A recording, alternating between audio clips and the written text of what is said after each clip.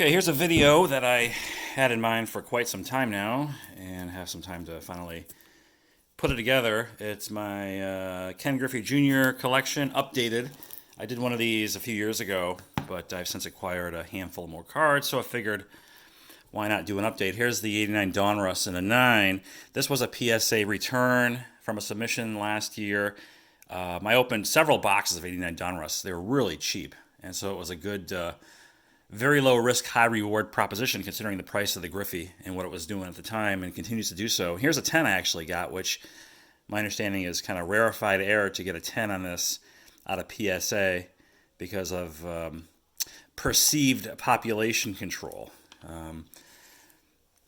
This is a nice one. In fact, this is my favorite 89 Donruss Griffey from Baseball's Best. And this one actually has leapfrogged the base Donruss in price. At one point, I think this was approaching $500.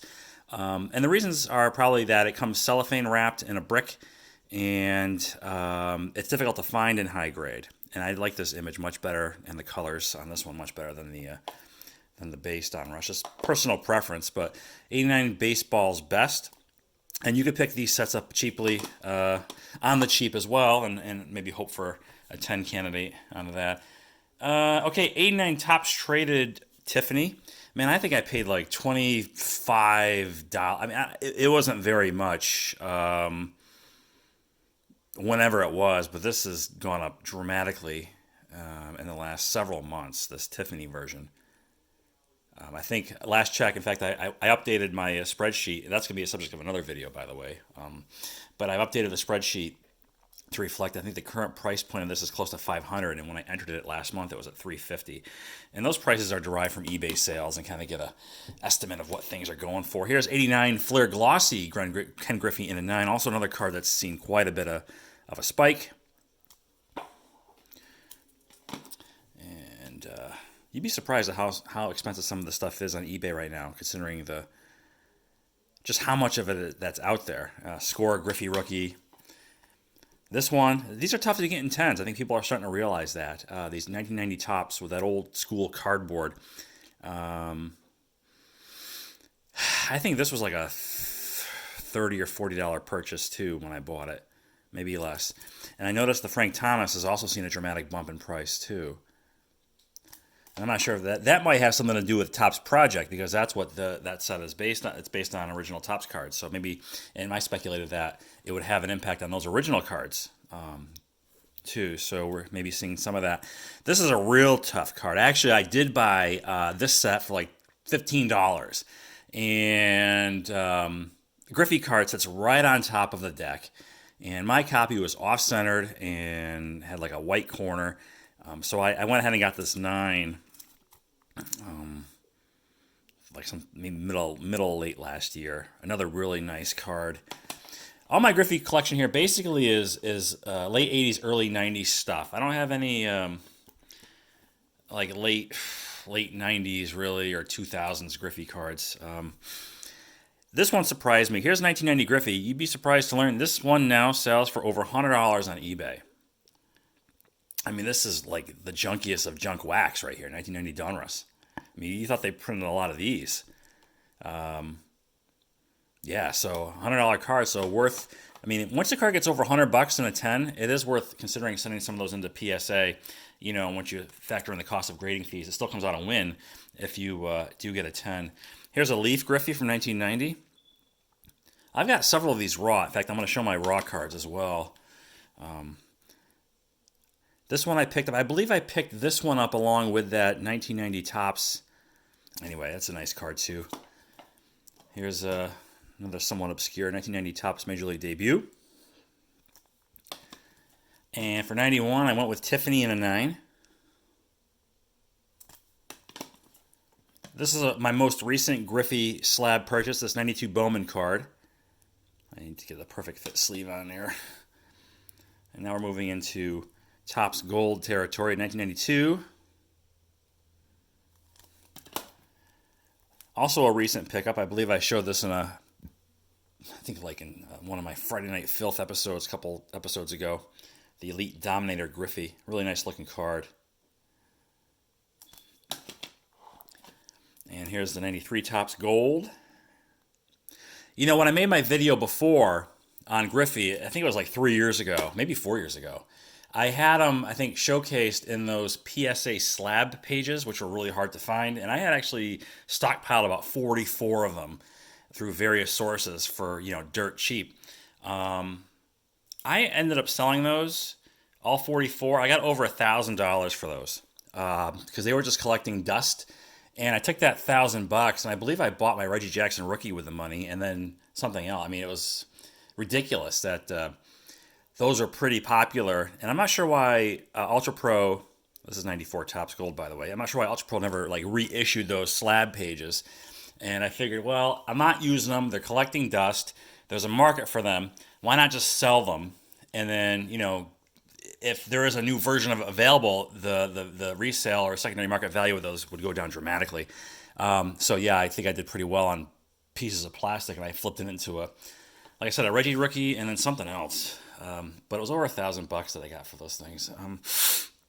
Here's a 2017 Topps national card, which I picked up because I just liked the way that one looked. And aside from the three in the background, that's it for the graded cards. So here's my my raw stack of Griffeys, and I can flip through these pretty quick. A lot of these are going to be, I think, random, Topps on demand, Topps fan favorites. Here's a Topps Gold, I think. Maybe Throwback Thursdays. I think this is a Throwback Thursday. Here's one I like a lot. I have a nice, I'm not sure, I have two of these copies. I think one I want to send in for gradings. It looks really good. Here's another, I'm not sure what this one is, like maybe like a throwback card from Topps. Another one, what's this one? Yeah, I don't know. They all look, so I have these are like basically insert cards, as I said. Here's a Donruss. I'm not a fan of the Donruss because there's no logos. Topps Chrome inserts here. And another stack of raw cards. I think these are other Griffeys that I pulled from those wax boxes that don't quite. I'll have to look at them again, but I don't think they were 10 candidates. I think these were a collectible card club. These are maybe some of the best cards I got out of the collectible. No, this one was. This one I bought a Bowman box straight up, and I got that card. Oh yeah, here's the Griffey that I bought, or that came in that set that I thought I would try to get a nice centered copy and send it in. This is a terrible condition. It's got little white on the corners. It's off-centered terribly, so it's going to stay raw. And then just some other rando. These are from Super Nintendo, a video game from way, way back in the day. Another 90 Leaf, another 92 Bowman. And then more Super Nintendo. And then last year, I went ahead and I made a video about this also. I did the rainbow of the Topps Chrome Silver Pack stuff. And it was based on 84 Topps. So, yeah, I've got all of them except for the Super Fractor, which I don't believe has come up for sale to this day. And I am not interested in the Super Fractor because that's a 4-figure card.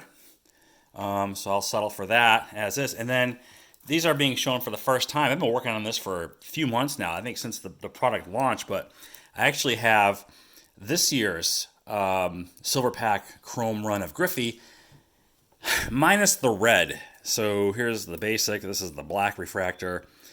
Blue, green, purple, orange, and gold. And I've got a search term like in so many different permutations saved on eBay for the red version of this. And typically what happens is every morning I'll get like an update of the ones that match that description. So I've got it entered so many ways that I can't miss it. And one day in the afternoon, I randomly went looking for it, and one had sold like that day for $200, a red version, and they're only numbered to 5, so it's like they're basically non-existent. Now, the Super Fractor version of this did come up for sale a couple months ago, and I put it in my watch list, and it did end up going for like I think $1,300. I mean, I'm not that much of a hardcore Griffey collector that I would have to have a card like that at that price point. But anyway, I'm working on this year's Silver Pack run of Griffey. Keeping my eye out for a red, the non-autoed red version. And then lastly, if you watch my last video, I did get one of the Topps Project 2020 cards.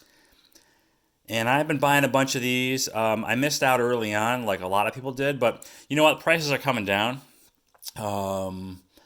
And so I would just say, yeah, just hang in there. And if you want some of those earlier cards, I suspect even those low print one. I mean, 1,000 copies is not necessarily a low print run in my opinion. So right now it's just riding the wave, and I think it's starting to come back down dramatically. So undecided. I want to do some player runs, and I can't decide between Griffey, Mattingly, Gooden, or Jeter. And the Gooden's right now the toughest because he's got a couple of really expensive cards currently in the secondary market.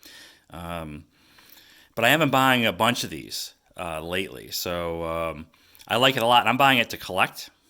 Man, I'm so sick of seeing investment videos. I don't know about you guys. Invest. But that's just me. So there it is. This is my updated Ken Griffey Jr. PC, and I have some more content coming later this week in regards to a new graded card storage method, and also kind of show you what I did to organize my collection a little bit better, and share with you the how I've got it set up on Excel. And anyway, so that's it. First new video in a while. Things are pretty crazy here with the newborn, and of course I still have the toddler. So I try to make videos when I can, when it's quiet. As always, thanks for watching, and I'll talk to you soon.